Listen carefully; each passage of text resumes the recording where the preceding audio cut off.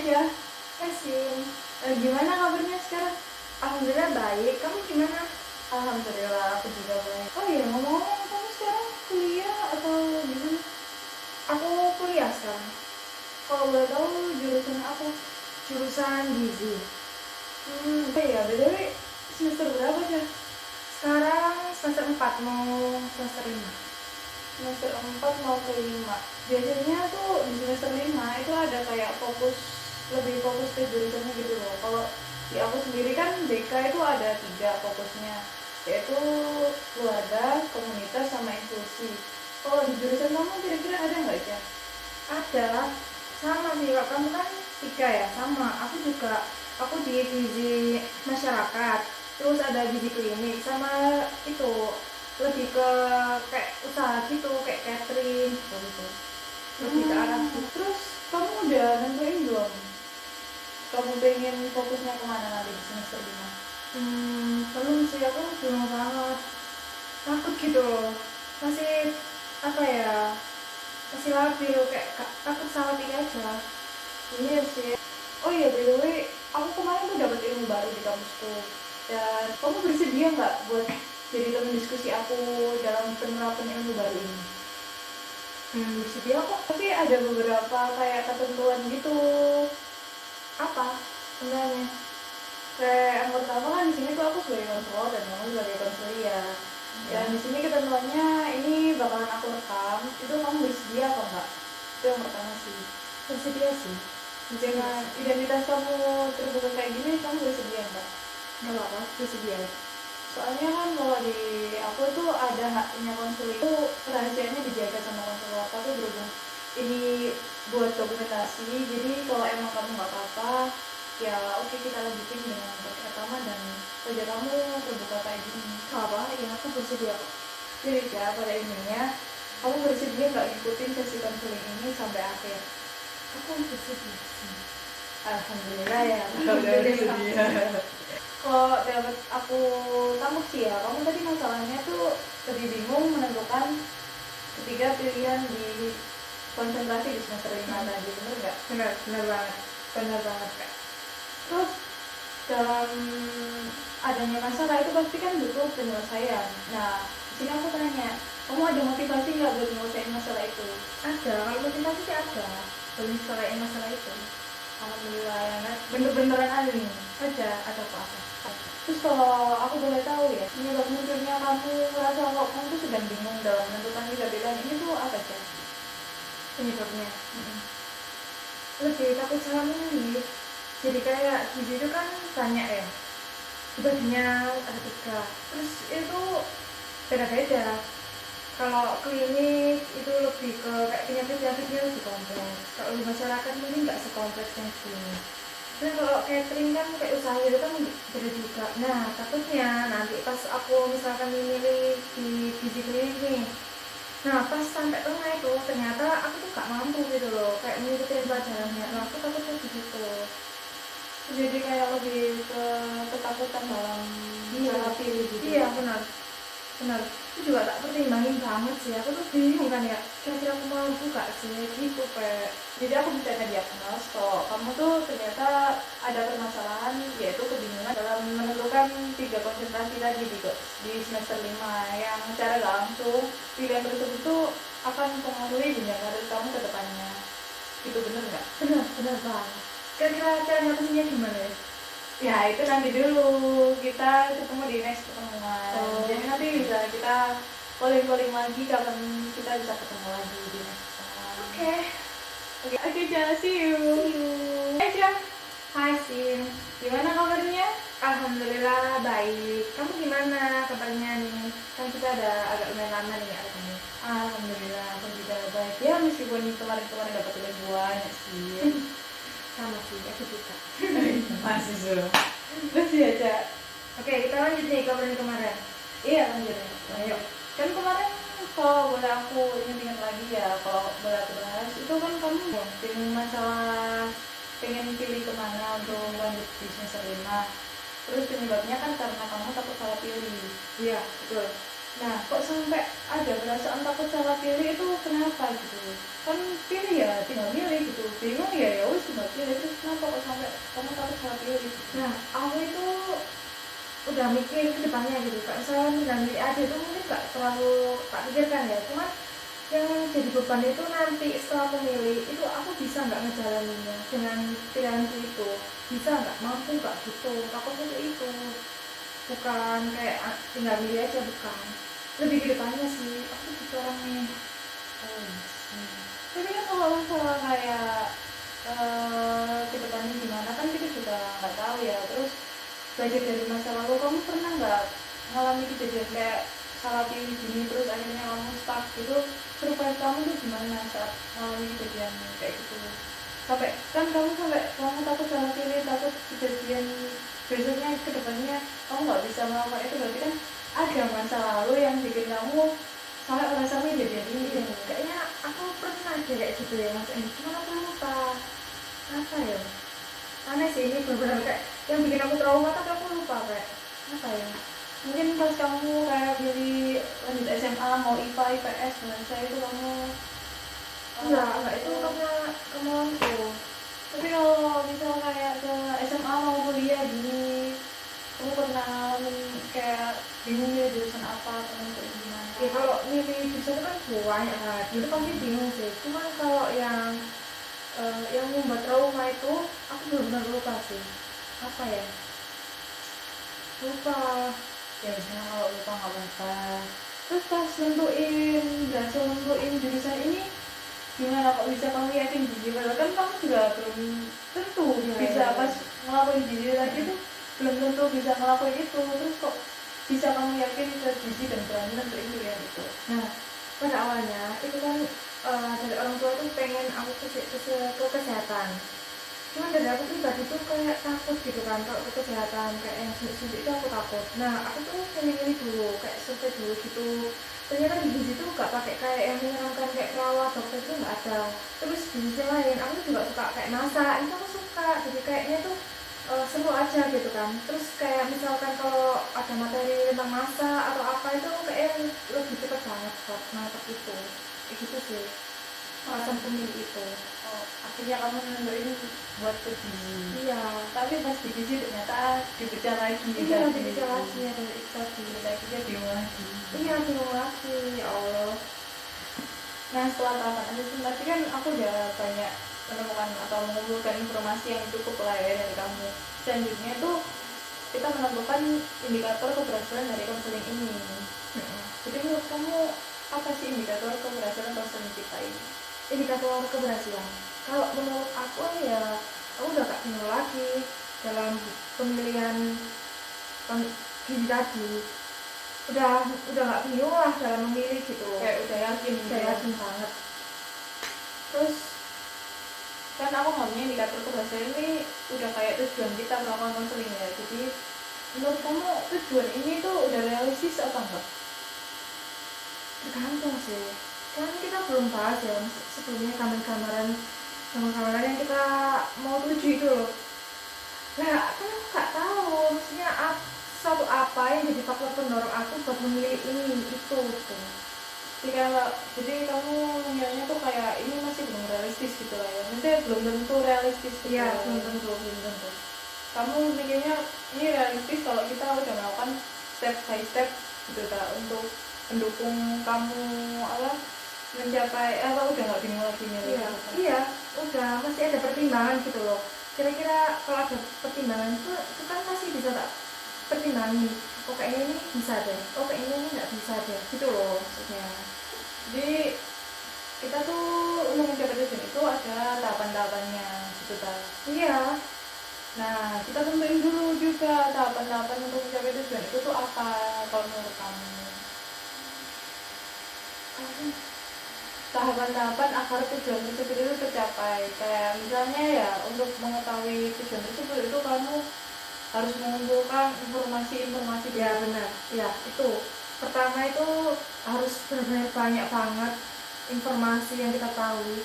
Terus kita juga tahu kelebihan dan kekurangan kita, jadi biar kita itu tahu gitu loh, bisa milih yang tepat gitu loh. Oh kalau aku suka ini, oh kelebihanku di sini, aku bisa ada di gizi ini, aku bisa ada di ini, seperti itu. Dan untuk pengumpulan informasi tadi itu kamu kayak browsing atau tanya ke cutting atau tanya ke dosen atau gimana cara Semuanya. kamu? Jadi aku perjelas lagi ya, untuk mencapai tujuan kamu nggak bingung milih tadi itu ada 3 berarti. Yang pertama mengumpulkan informasi dari berbagai sumber, terus yang kedua kamu mengetahui keunggulan kamu, dan yang ketiga kamu mengetahui kelemahan kamu. Akhirnya dan ketiga faktor ini ternyata yang mengantarkan kamu ke tujuan tersebut. Terus kan biasanya ya dalam menentukan atau dalam mencapai tujuan dan melakukan ketiga tahapan itu ada faktor pendukung dan faktor penghambat. Menurut kamu faktor pendukung kamu bisa mencapai tujuan itu tuh apa? Faktor pendukung pertama tadi, kalau aku udah nemuin semua informasi ya benar-benar mantap, terus aku juga tahu kelebihan aku, kekurangan aku, itu pasti aku bisa gitu. Kalau dari pendukung itu tadi kan, sekarang yang penghambat. Kalau penghambat itu balik lagi yang dari awal ya, aku takut kayak salah milih, terus tiba-tiba dari faktor orang tua sih. Kalau misalkan nanti aku gak bisa, itu pasti aku jadi kayak apa ya, oh kamu tuh gini-gini, kayak itu bisa banget tuh kayak dimarahin gitu loh. Nah dari sini tuh kayak insecure, jadi lebih gak pede lagi, terus masalah takut itu muncul lagi. Jadi kayak lebih bingung. Iya, bingung lagi, muncul lagi gitu terus. Ya, berarti untuk faktor pendukung, karena ketika kamu udah mengetahui kelebihan dan kekurangan kamu, terus untuk faktor penghambat lebih ke ketakutan kalau sama kemarahan orang tua tadi. Iya. Sepertinya cukup ya untuk pertemuan kali ini. Untuk next minute kita calling lagi kapan enaknya kamu kosong, aku kosongnya kapan. Jadi terima kasih banget ya untuk informasi yang udah kamu berikan pada pertemuan kali ini. Iya. Hai Ja, Hasin. bagaimana kabarnya? Alhamdulillah baik. Kamu gimana? Alhamdulillah, aku juga baik. Aku Sesuai dengan pertemuan yang kemarin ya, karena aku udah bilang kalau di pertemuan kali ini kita akan bahas tentang tahapan treatment atau intervensi. Nah, di tahap intervensi ini aku pengen nerapin ke kamu yaitu ITPS, treatment ITPS. ITPS. Iya, itu singkatan dari Identifying Personal Transferable Skill. Jadi di sini aku bakal mengetahui keunggulan dan kelemahan apa yang kamu punya dari skill. Untuk tahapan pertama kan tentang identifikasi kelemahan. Nah, di sini aku tanya, jika ini berandai-andai ya, jika sampai semester 5 atau udah masuk penentuan apa KRS itu namanya di kamu kan ada KRS. Nah kalau udah KRS-an kamu benar-benar masih bingung bagaimana sih perasaan kamu atau apa yang akan kamu lakukan, kan kamu masih bingung, terus kamu juga ya apa ya nggak kurang yakin gitu sama pilihan itu apa yang kamu rasain? Aku rasain pasti itu benar-benar kayak banget, benar-benar tertekan banget itu pasti posisi gitu, kayak udah nunggu berapa, masih lama kan ya, waktunya lama buat milih, tapi dari sampai titik itu pas KRS-an itu masih belum nemu, itu sangat tertekan sih, sangat benar-benar kayak membuat itu apa ya, aduh mau gak mau kayak harus ini deh, kayak gitu. Jadi kayak pilihnya tuh bukan karena yakin tapi karena terpaksa sama keadaan. Iya. Berat juga sih ya. Iya banget. Oke, cukup. Dan sekarang untuk yang tahapan berikutnya yaitu identifikasi keterampilan atau identifikasi keunggulan. Kamu kuliah selama 4 semester ini, kira-kira apa sih yang kamu peroleh? Selain ilmu atau ilmu sendiri itu apa? Ilmu apa yang kamu peroleh selama 4 semester ini? Selama 4 semester ini aku untuk gizi aku tuh tahu banyak banget, mulai dari PMI, mulai dari gizi baik, gizi buruk, terus cara menjaga pola makan, banyak banget pokoknya. PMI, gizi buruk itu lebih mengarah ke apa ya, ke masyarakat atau ke Semua tuh sangkut paut.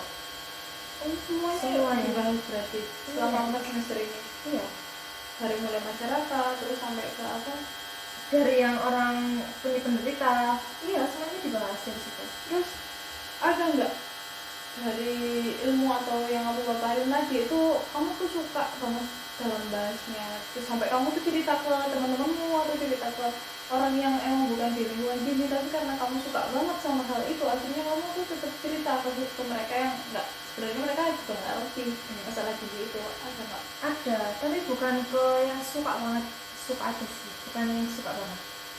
Itu tentang dietetik, tentang ilmu gizi dasar, itu benar-benar apa ya, materinya itu tentang kayak sehari-hari kita gitu. Kalau misalkan kita punya penderita ini, terus kalau kita makan nggak baik, terus apa saja yang kita konsumsi kayak gitu, itu aku suka banget.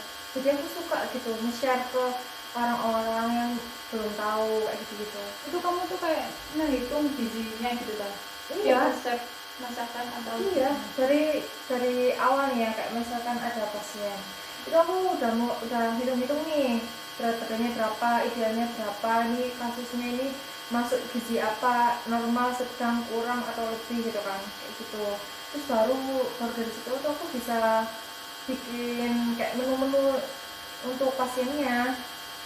Terus aku kan juga di situ kan nggak asal ya bikin menunya, itu juga ada hitungannya karena kalorinya berapa, energinya berapa yang dibutuhkan gitu loh. jadi kayak semuanya tuh dihitung banget Gitu, iya dihitung banget. Karena kan mempengaruhi juga gitu nanti. Kalau nggak dihitung kan kita apa ya, bisa jadi makan itu kurang dari nutrisi yang dibutuhkan sehari-hari, bisa juga melebihi. Kalau melebihi kan berarti gagal kayaknya dalam menakar menakar gizi. gizi. Kalau tuh dia berarti sampai bisa kayak penyakitan gitu. Kalau kelebihan gizi itu kan bisa jatuhnya ke obes juga. Nah, obes itu kan kelebihan kan. Jadi kayak dari kitanya itu gimana caranya porsi orang ini tuh stabil, normal, berat badannya juga mulai seimbang juga, pola hidup sehatnya juga kayak gitu. Kalau di masyarakat berarti itu nanti yang ngitung itu ibu rumah tangga gitu kan. Jadi kamu konsul sama ibu rumah tangga biar mereka juga menghitung gizi saat masak atau gimana? Bukan, kalau misalkan menghitung saat masak, itu pasti kalau ibu rumah tangga itu repot ya, apa ya, riuh, waktunya juga mepet banget. Lebih ke kasih apa ya, informasi kayak misalkan ada nih dari keluarganya kayak kekurangan vitamin A, nah itu gambaran, itu ada takarannya. Kalau misalkan kita nggak pakai hitung nih, kalau misalkan segini sekian jadi itu ada kira-kira segini kayak gitu. Oh jadi kalau nunggu mereka dulu misal kayak di diagnos dokternya itu kurang vitamin apa atau kurang apa gitu, akhirnya mereka konsumnya tuh ke kamu, baru kamu kasih resep-resepnya sesuai gizi yang Iya. oh alah, gitu. Jadi kan kalau diagnosis ya, oh penyakit, oh sakit ini kan bukan dari kita ya, lebih ke dari dokternya. Nanti setelah dari dokter kita baru tahu, oh sakit ini ternyata harus makan ini, nggak boleh makan ini, itu baru Itu kita. oh itu baru menarik. Sangat menarik. Terus di antara semua mata kuliah ada nggak satu mata kuliah yang nggak satu atau dua terserah yang kamu paling suka di mata kuliah itu selama 4 semester nih, kan mata kuliah kan banyak banget. Nah kamu di antara semua mata kuliah itu ada nggak yang menarik perhatian kamu sampai kamu belajarnya tuh seneng banget gitu loh? Apa? Di setiap semester itu kita itu gak stuck gitu, pasti materinya itu beda-beda. Jadi kalau misalkan di semester 1 nih aku ada masak, semester 2 tuh aku gak ada masak, ganti lagi. Jadi aku sendiri itu gak bisa nentuin kayak aku suka yang apa nih, soalnya itu beda-beda, cuman sangkut paut. Masih sangkut paut. Kalau aku suka banget sih yang tentang kayak masak-masak, terus itu tadi kayak sharing-sharing makan apa aja, yang pokoknya kesehatan makan tuh aku suka banget. Kesehatan masak maksudnya? Iya, masak makan itu Oh makan juga termasuk suka? suka, karena kan kalau aku suka makan kan berarti aku memperhatikan makanan itu gitu kan. Oh kalau misalkan ini aku konsumsi baik gak ya gitu. Jadi kamu sukanya yang di sekitar kayak sharing kesehatan tadi, terus masak-masak juga, sama makanan juga kamu suka, sampai merhatiin diri juga. Menarik. Kalau dosen ada nggak sih, kan biasanya kayak aku suka dosen itu karena dia cantik gitu, kayak aku sebenarnya kan suka Budita karena Budita cantik, terus pembawanya enak, ngejelasinnya juga mudah dipahami. Kalau kamu kira-kira ada nggak sampai kamu tuh pengen sharing dosen ini ke teman-temanmu gitu yang di luar gizi juga, ada nggak gitu? Ada, cuman nggak itu kenapa alasan kamu suka sama beliau? cara penyampaian materinya itu asik banget, asik parah. Terus jadi ya kayak aku tuh suka, terus akhirnya tuh mau coba gitu. Itu dosennya kebetulan dosen masak atau gimana sampai kamu pengen coba itu, coba yang gimana? Nah, itu dari semester 3 itu kan ada ya praktek memasak. Nah, di situ itu dosennya tuh asik banget, kayak menyampaikan materinya itu. Terus kita misalkan bisa cari makanan yang kayak gitu, makan makanan yang misalkan dari luar, dalam negeri atau dalam negeri. Jadi aku tuh suka gitu, cara penyampaiannya tuh enak banget dan masuk banget ya, aku dapat banget sih. Sampai akhirnya kamu pengen ikutan nyoba yang diteragain sama si dosen? Iya, benar. Kayak dosennya interaktif berarti ya? Benar, interaktif. Terus selama kamu kuliah sampai 4 semester ini, pengalaman apa sih yang menurut kamu kayak gak bakal, pengalaman ini asik banget sampai gak bakal aku lupain gitu, sampai nanti aku lulus, sampai aku punya anak dan bakalan aku ceritain ke anak keturunan aku gitu, ada nggak sih pengalaman yang kayak gitu? Ada. Pengalaman asik itu saat tugasnya itu berbarengan kan. Lah, kalau tugasnya misalkan itu dari salah satu yang nggak aku suka, itu sih gak salah ya. Nah, itu tugasnya tuh berbarengan terus dan mesti jamnya tuh bentrok banget, semuanya itu kesukaan aku. Itu benar-benar tuh gak bisa terlupakan. Parah. Maksudnya kayak semua kesukaan terus tugasnya barengan itu gimana? Kayak deadline-nya gitu. Iya, misalkan nih ada praktek masak ya, praktek masak buat hari Senin. Sedangkan nanti pas ilmu gizi dasar hari Senin jam berapa? Jam sore atau malam itu kan sama ya. Terus kalau nggak itu Selasa pagi, itu pasti benar-benar waktu kita itu kesita gitu loh. Sedangkan kita sendiri itu buat ngerjain tugasnya tuh gak sehari 2 hari gitu kan, kita harus menghitung gizinya dulu, terus nyiapin barang-barangnya kayak gitu. Itu nanti kamu bakalan ceritain ke anak turunan terus sama ke teman-teman juga pasti. Ya karena seru banget. Oh itu seru Cuman apa ya, aku bayangin tuh kayak capek banget dan itu bakalan kayak itu kalau misalkan aku gak suka, aku pasti bilang itu tuh apa ya, ribet, gak asik gitu kan. Ini kan aku suka gitu masak, terus aku bisa belajar tahu kan tentang gizi-gizinya, kesehatan makannya nggak boleh, itu tuh aku suka banget. Jadi kayak apa ya, gak capek menurut aku kalau setelah itu aku suka. untuk masalah masak sama penakaran gizi itu Tapi selebihnya kayak gitu lah ya. Untuk yang ketiga itu kita bahas di luar kamera karena ya keterbatasan durasi. Jadi terima kasih banget Kak. Udah selesai nih? Sebenarnya belum, ada 4 tahapan. Yang ketiga ini kayak kita bikin checklist. Sebenarnya masih ada sampai ke 4 tahapan. Cuma berhubung karena durasi di kamera, akhirnya di kamera cuma ditayangin 2, di belakang kamera kita lanjut ke tahapan 3 sama tahapan 4. Untuk yang tahapan 3 itu pengumpulan skill yang aku dapat tangkap dari cerita-cerita Ica tadi. Dan untuk yang tahapan keempat itu menyusun perencanaan ke depan Ica itu bakalan gimana setelah mengetahui keterampilan tadi yang Ica punya. Sampai akhirnya Ica berhasil menyusun jenjang karir ke depannya itu kayak gimana. Dan terus kita akhiri setelah keempat tahapan yang kita lakukan, akhirnya bisa kita akhiri begitu. Yes. Terima kasih Kak. Terima kasih. Hai Ja. Hesti. Akhirnya kita udah sampai di tahapan akhir pertemuan kita. Oh iya, sebelum aku menjelaskan di tahapan akhir pertemuan kita bahas apa aja. Aku pengen tanya kabar kamu dulu, bagaimana sih kabar kamu? Kabar aku alhamdulillah baik. Kamu gimana nih kabarnya? Alhamdulillah aku juga baik.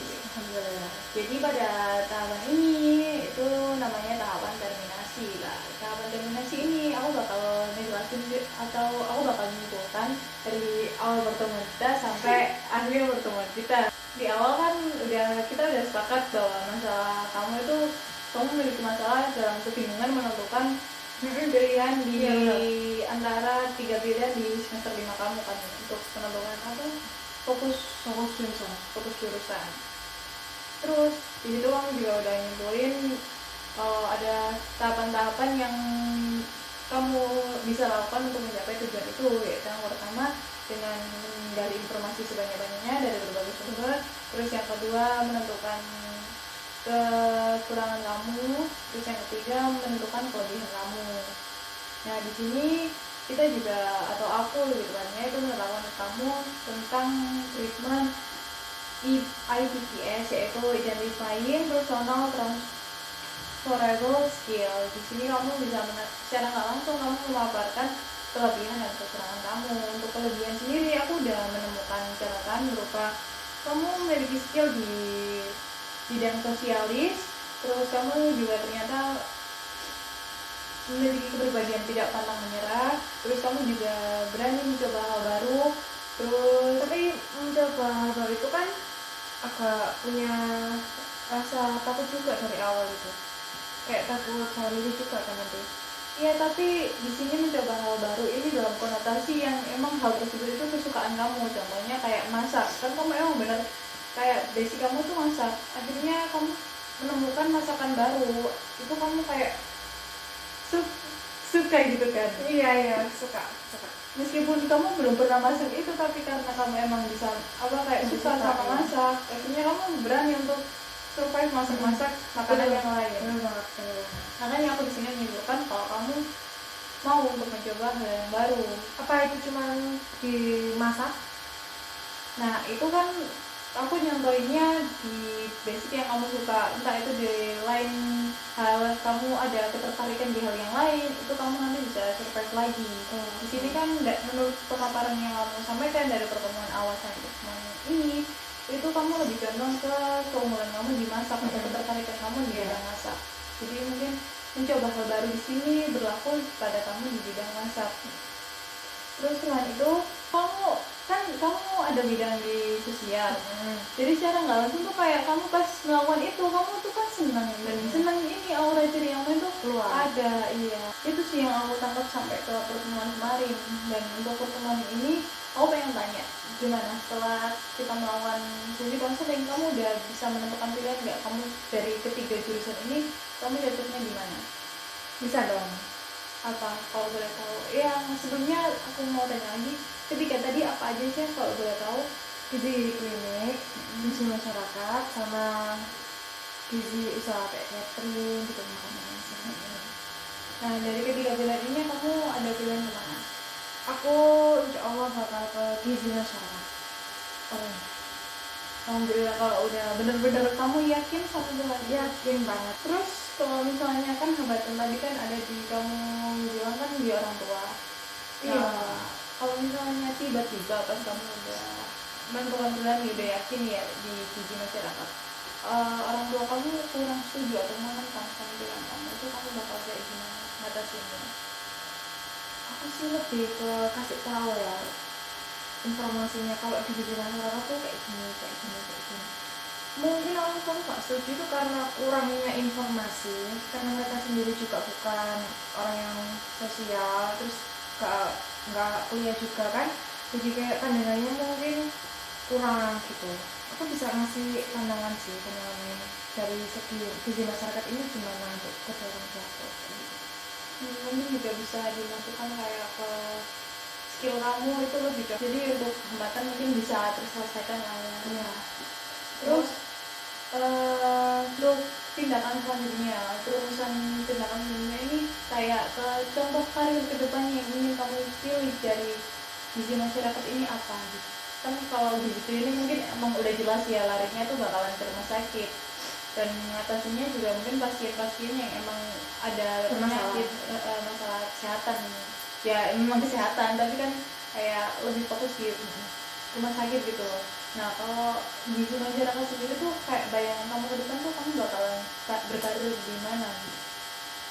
Kalau aku pandanganku ya, aku bisa ke Pemda, aku bisa ke sosial di balai desa itu juga kasih tahu dasar-dasar gizi sama orang-orang seperti ibu-ibu itu kan, terutama ibu-ibu, karena ibu-ibu itu faktor pendorong banget sih untuk keluarga itu, karena kan yang masak ibu kebanyakan. Benar-benar kalau masakannya enak atau masakannya emang bergizi itu keluarganya juga insya Allah bakalan sehat dan emang mereka ya menjadi keluarga yang bahagia. Iya benar-benar bahagia dan juga sehat ya. Bener, emang masakan itu yang kunci utama sih. Jadi kalau boleh aku bertanya sekali lagi, dari pertemuan-pertemuan sebelumnya juga kan udah kita tentukan untuk indikator keberhasilan konseling ini adalah kamu udah nggak bingung dan kamu udah yakin dalam menentukan pilihan karir kamu untuk pilihan jurusan itu di semester 5. Terus gimana? Menurut kamu indikator keberhasilan ini udah tercapai apa belum? Sangat tercapai. Berarti indikator ini tergolong ke realistis atau enggak? Realistis. Iya. Jadi dapat aku katakan kalau konseling ini sudah berhasil. Alhamdulillah ya Allah. Alhamdulillah. Terus menurut kamu konseling ini membantu nggak? Sangat membantu dong. Karir kamu. Sangat membantu banget. Jadi dari sini tuh aku bisa lebih terbuka juga. Aku udah tahu kayak aku tuh ternyata orangnya tuh sosial. Terus aku juga punya